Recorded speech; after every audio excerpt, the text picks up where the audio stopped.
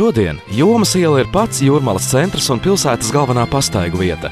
Taču vēl tikai pirms 160 gadiem tagadējās Jomas ielas vietā bija slapjš, grūti izbrienams mežs.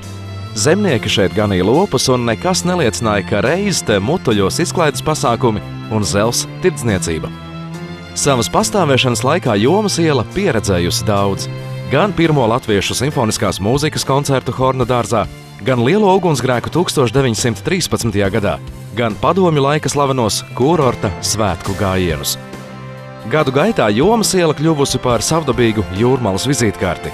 Te noris visdažādākie pasākumi, bet vispopulārākie laikam gan ir Jomas ielas svētki, kad Jomas iela ir tik pilna cilvēkiem, ka laikam jau pat adatai būtu grūti atrast, kur nokrist.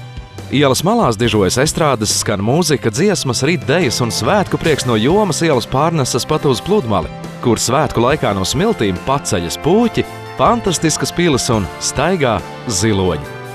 Jomas iela ir Jūrmalas sirds, kur īsti var izjust Jūrmalas vasaras neatkārtojamo garšu un smaržu. Uz tikšanos Jūrmalā!